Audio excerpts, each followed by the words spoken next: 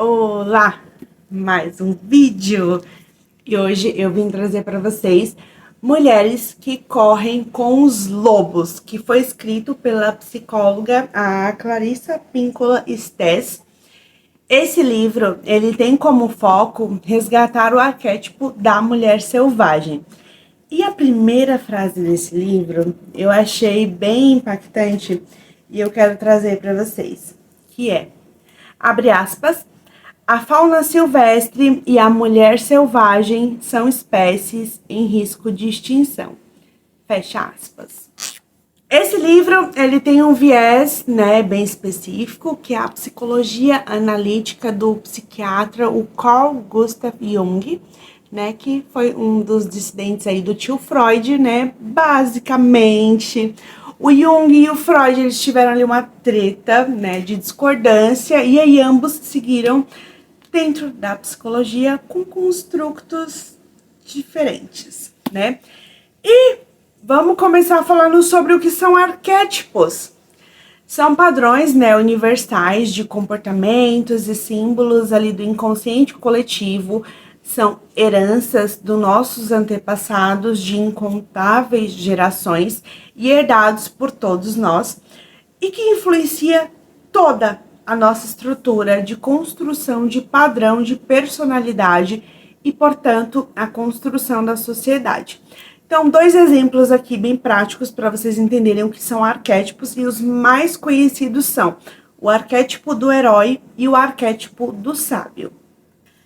Portanto, né, o que é aí de fato o arquétipo da mulher selvagem, que é o que a Clarissa tenta resgatar? É a mulher que sabe se defender, sabe impor limites e ser espontânea. Esse livro é sobre a loba que existe em cada mulher. É sobre a força e a assertividade da intuição feminina.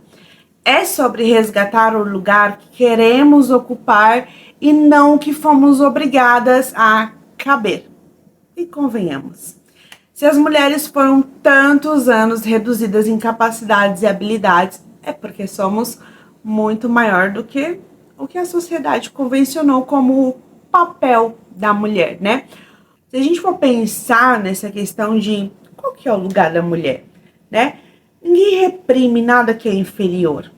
Ninguém se incomoda com quem considera fraco. E aqui também vale explicar também o termo selvagem, né? Ele está vinculado ao arquétipo dessa mulher e a Clarissa traz, né, esse termo como uma conexão com a natureza inerente da mulher, a qual sempre foi subjugada. Hoje, menos do que antes. Mas ainda tem muita luta pela frente para desconstruir estereótipos e preconceitos enraizados. A autora, ela estudou muito sobre o comportamento de alguns animais, como ursos, lobos, elefantes e alguns pássaros. E a partir desses estudos, ela traz o lobo em específico para falar sobre o arquétipo da mulher selvagem, porque foi justamente a partir das suas observações, né, com os lobos, que ela concluiu que a mulher e os lobos, eles têm muitas características de comportamentos em comum, né? Como, por exemplo, percepção aguçada, espírito brincalhão, devoção, gregarismo, resistência, intuição, força, adaptação, né? E flexibilidade ali para se moldar a diversas circunstâncias, né?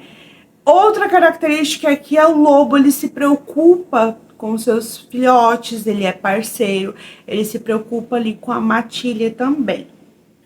Outra ideia que a autora ela traz, que conversa com o lobo e com o arquétipo do feminino, é que ambos eles têm amplamente difundido ali na cabeça das pessoas a falácia de que eles têm menos valor. Então, a força do arquétipo e do inconsciente coletivo não é uma escolha. Até mesmo a mulher mais contida ou que reprime outras mulheres tem uma vida secreta alimentada por pensamentos e sentimentos que não podem ser inteiramente ali, vamos dizer, domesticada. Então, a Clarissa, ela fala que Para ela, né, no caso, uma mulher que oprime outra em nome da moral e dos bons costumes é uma mulher que se coloca como frágil e à espera de proteção e segurança. Ou ainda, né, a mulher que receia a independência ou a mulher que escolhe conscientemente não ser mãe, mas, por exemplo, se torna por pressão do ambiente, ou também as que não querem se casar, mas cedem por ser ali uma tradição ou para evitar conflitos. Para Clarice é uma mulher que está separada da sua natureza selvagem. E a melhor influência para essas mulheres é ter a oportunidade de encontrar uma mulher selvagem. Essa é a mulher que pode inspirar e mostrar que existem outras possibilidades. Segundo a autora, né, as histórias aqui nesse livro, porque o livro ele resgata essa natureza do arquétipo da mulher selvagem a partir de contos, histórias. E aí, essas histórias elas foram selecionadas com o objetivo de dar coragem a essas mulheres. Então, a estratégia para analisar e resgatar o arquétipo da mulher selvagem nesse livro é a partir de histórias e alguns contos. E tem uns bem pesados, viu? Nada comparado aos contos e historinhas fofas da Disney, por exemplo. As histórias, a maioria não são de conhecimento popular ou amplamente difundidas.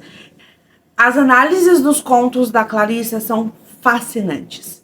Tem linguagem acessível, inclusive é acessível, apesar de ter alguns jargões da psicologia, tem metáfora, tem linguagem emotiva, tem citações motivadoras. Esse livro conversa com absolutamente todas as mulheres e as ajudam a repensar como somos obrigadas a reprimir nossos instintos e conhecimentos em prol de interesses subjetivos para caber em um lugar que nunca nos pertenceu, um lugar apertado, mas que para sobreviver em algumas épocas específicas foi necessário. Então, eu vou trazer para vocês um resumo do que a gente pode encontrar, né, a partir da interpretação da autora sobre as histórias, tá? Que ela cuidadosamente escolheu. Então, algumas histórias, elas carregam ensinamentos de sobrevivência, de aprender a identificar predadores, de confiar na intuição para identificar o que não é o que parece. Também a autora ressalta que uma hora a mulher ela tem que sair das asas da mãe protetora para expandir os seus potenciais ao invés de se definhar. Tem também outros ensinamentos sobre aprender a lidar com a luz que ilumina as nossas forças e as nossas fraquezas. E na interpretação de uma história muito específica, né, ela até fala que é mais fácil jogar fora a luz e dormir, porque alguns conhecimentos eles são difíceis de encarar. Mas se a mulher persistir, essa luz ilumina muita escuridão. E para exemplificar, eu quero trazer um trecho, né, de uma música que fala, abre aspas, Deus me proteja de mim e da maldade de gente boa, fecha aspas. Essa interpretação dessa história em específico, que é bem intensa, e para quem quiser pesquisar, o nome da história é, abre aspas, A Boneca do Bolso, Vasalisa a Sábia. Então, eu falei o nome da história no final, mas a interpretação da autora vai por esse sentido que eu expliquei para vocês. Outros pontos interessantes no livro, né, que a autora traz por interpretações dela, é sobre aprendermos que mesmo uma construção cultural, um vínculo de sangue ou um vínculo excluído, ter que se anular para pertencer ou agradar, ter que pertencer a um grupo ao preço de se destruir é caro demais.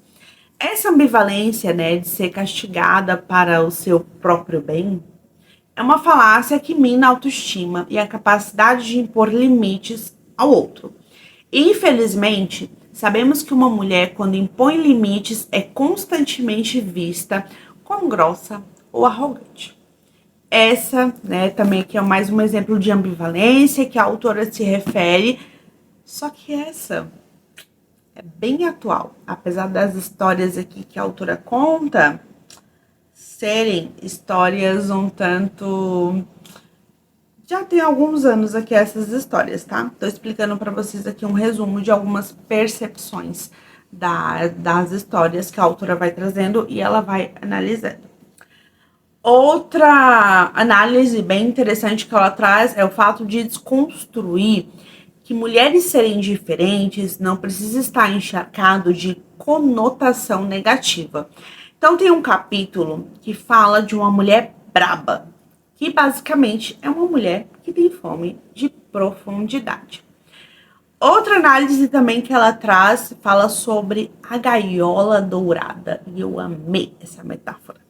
Que é quando uma mulher ela abre mão do seu potencial e escolhe uma vida que parece ser mais fácil. É como se a mulher soubesse o que quer, mas ela prefere a ilusão de viver qualquer outro projeto que exija menos energia e esforço. Assim, ela se deixa levar pelo brilho da carruagem que vai a aprisionar.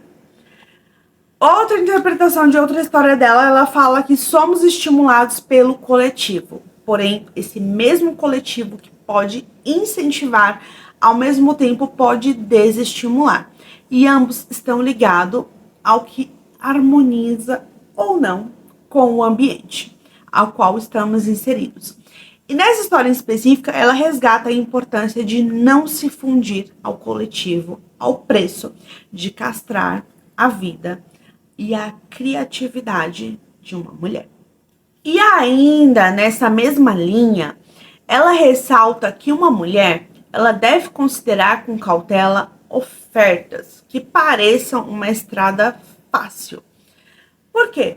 Em troca, né, ela pode relegar às sombras as próprias potencialidades.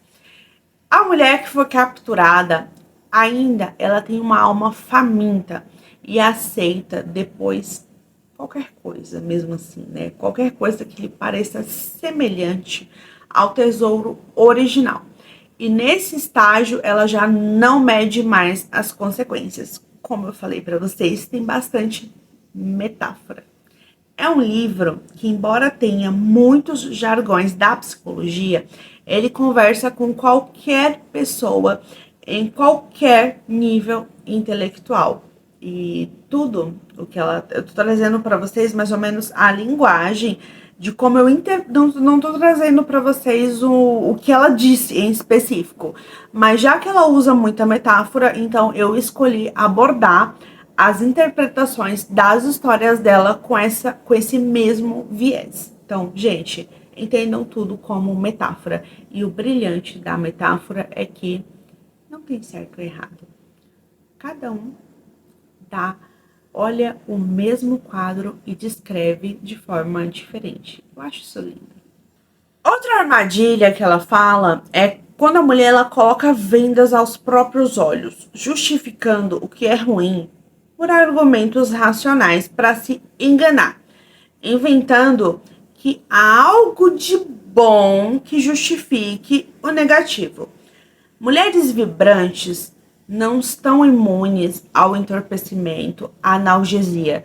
Simplesmente, algumas mulheres não se sentem bem nem mal. Elas não sentem nada. E aí, quando eu comecei a tomar um paralelo aqui sobre minha vida pessoal. Quando eu comecei a tomar o meu primeiro remédio psiquiátrico, há mais de um ano atrás, eu fui diagnosticada com depressão.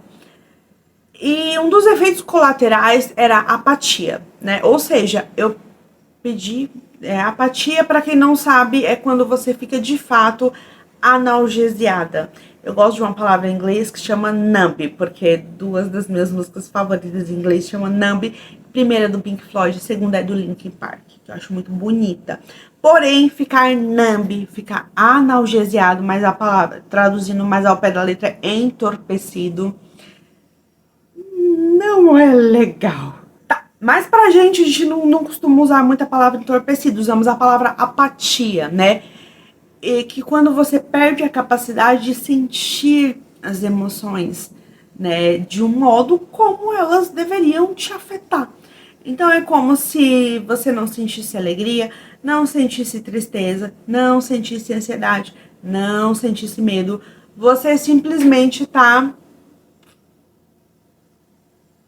Quando eu percebi, eu já sabia de um dos efeitos colaterais, eu pedi para ela mudar a minha medicação, porque para mim, honestamente, isso não é viver. Então eu tô trazendo uma interpretação dessa metáfora que ela trouxe, a Clarissa trouxe, né, sobre, né, as mulheres vibrantes que não estão imunes ali ao entorpecimento, né, que ali não se sentem bem nem mal. Como eu disse para vocês, é um livro que, assim, ele vai dar muita margem para interpretação. Tem muita metáfora e vocês vão começar a descobrir aí o mundo. Quem quiser se interessar, que eu recomendo bastante. Na época eu pedi para minha psiquiatra mudar o remédio, porque para mim viver sem sentimentos não é viver. Daí, mais um alerta, né, da autora para as mulheres que voluntariamente se deixam que sejam castradas. Gente, castradas também é uma metáfora, né? Só as cores vibrantes. Ai, eu já aproveitei para colocar mais metáfora aqui. Essas cores vibrantes virem 50 tons de cinza. Ela fala 50 tons de cinza? Claro que não. Esse livro foi escrito no início da década de 90. Mas eu já peguei o gancho da autora. Eu sou a pessoa que a leitura para mim não é passiva. Então é isso. Ou você tem cores vibrantes ou é 50 tons de cinza. Não gostou? Tudo bem, pode comentar abaixo.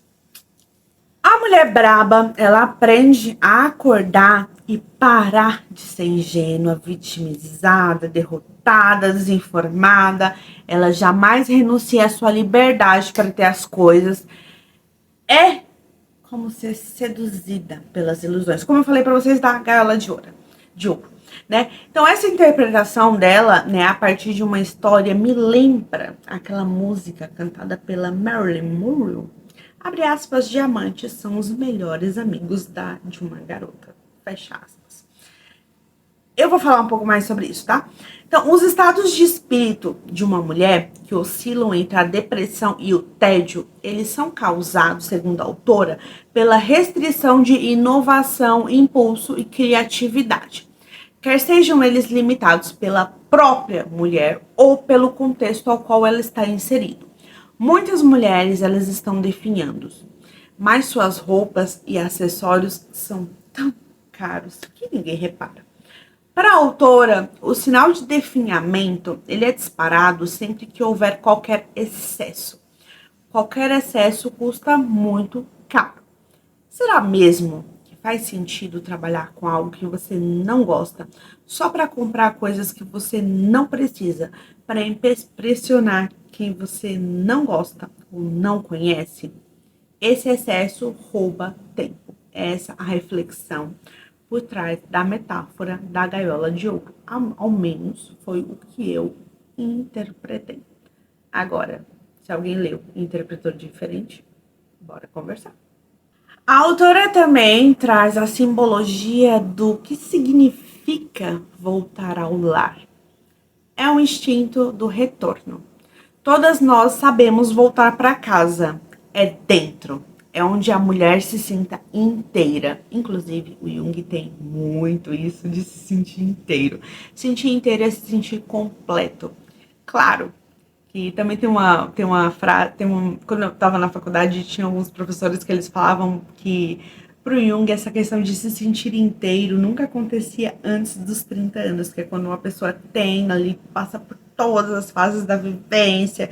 A adolescência, gente, por incrível que pareça, ela termina aos 23 anos, mas tem gente com 40 que ainda não ainda não cresceu, mas tudo bem.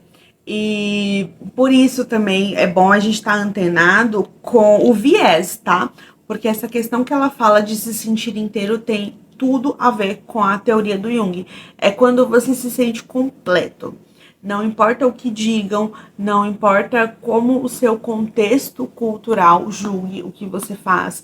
Se aquilo dá sentido à sua vida, te completa, é o que no final do dia te dá satisfação e você diz, eu faria tudo de novo, independente do que dizem, isso é mais ou menos ser inteiro.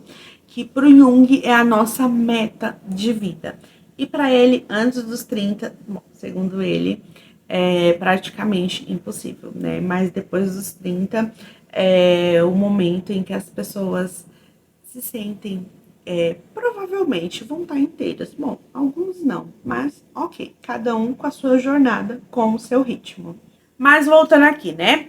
Embora nem todas as mulheres voltem ao lar, né? Ela fala, não demora muito aqui para acordar a mulher brava. Pois um dia essa mulher pode se olhar no espelho e ver uma versão anêmica do que foi um dia. Aqui a autora ela fala novamente de forma simbólica, né? Ela fala no sentido do brilho da criatividade, ele pode dar lugar à sombra da amargura de todos os dias, surgir a ideia fixa de que se uma mulher ou alguém pudesse voltar no tempo, mudaria tudo. E tem uma parte que eu quero destacar para você que eu vou ler no livro, que é a diferença entre consolo e cuidado. Isso eu quero que vocês entendam. Porque quando eu li isso, eu pensei, caramba, isso acontece com a maioria das pessoas que eu conheço e que eu não conheço. Então, página 367. A diferença entre consolo, cuidado e carinho é a seguinte. Se você tem uma planta que está doente, por que você a mantém num armário escuro e você lhe diz palavras tranquilizadoras? Isso é consolo. Se você tira a planta do armário e a põe ao sol, lhe dá algo para beber e depois conversa com ela, isso é cuidado e carinho. Pegaram? Eu não gosto de ficar lendo, tá? Normalmente livro, eu trago as minhas interpretações porque eu faço roteiro. Mas quando é algo que eu penso que, caramba, eu vejo muito, eu acho que vai trazer uma certa identificação para as pessoas, não só se elas vivem isso ou se elas conhecem alguém. Então eu geralmente trago um recorte do próprio livro, mas eu normalmente não gosto mesmo de ficar lendo. Então é isso, já comenta aqui se vocês se identificaram, se vocês conheciam, se vocês entenderam, se vocês se impactaram, porque para mim foi impactante. Então, às vezes, né, a melhor atitude é desistir de algumas ideias, né, que mais te ancoram do que te levam para novas águas. Existem projetos, pessoas, causas, propostas que merecem um belo não, independente das caras feias. E por último, né, conheça muito, mas coloque em prática.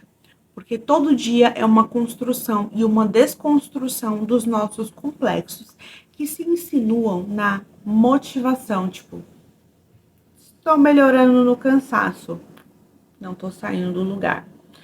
Na alegria, sou boa nisso. Na frustração, não sou tão boa assim. Nos dias ensolarados, tenho coragem. Nas dificuldades, sou covarde. Essas mensagens te confundem? Não é treinamento de autoestima, não é treinando a autoestima que você vai vencer essa montanha russa de complexo, de superioridade ou de inferioridade. É conhecendo a ti mesmo, mesma, em suas habilidades, fraquezas, que você vai poder questionar qualquer pensamento que surjam modulados por uma emoção passageira. Qualquer emoção é volátil e por vezes efêmera, mas a sua essência é permanente. E eu quero deixar bem claro, eu detesto qualquer dualidade reducionista do tipo homem versus mulher, bem versus mal, 8 versus 80, etc. Inclusive, gente, não sou feminista, tá? Eu simplesmente não caibo em uma ideologia.